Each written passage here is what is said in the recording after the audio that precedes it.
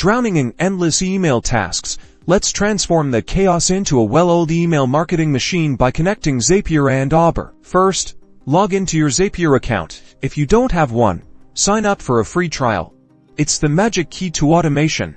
Once you're in, hit that big Create Zap button. It's time to build. Now, tell Zapier what event will trigger your email magic in the Choose at an Event section.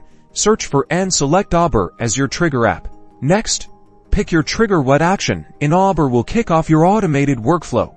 Common choices include new subscriber or new tag applied. Select the one that best fits your needs, then click Continue. Zapier needs access to your Aweber account. Connect your account by following the on-screen instructions. You might need to grab your API credentials from Aweber. Don't worry, Aweber's Help Center can guide you if you get stuck. Great, your Aweber account is connected.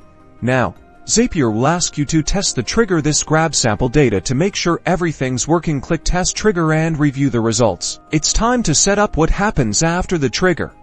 Again, in the Choose at an Event section, search for and select Aweber. Yes, Aweber again, but this time as the Action app. Now, choose your action. What do you want Zapier to do in Aweber when the trigger happens?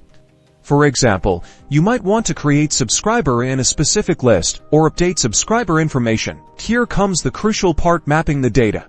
Carefully match the information from your trigger to the corresponding fields in the Aweber action. For example, match the subscriber's email address from the trigger to the email address field in Aweber. Once you've mapped all the necessary fields, click Continue and test your action to make sure everything's flowing smoothly. If it all looks good, give your Zap a descriptive name and flip that switch to on. Congratulations, you've just automated your Aweber email marketing.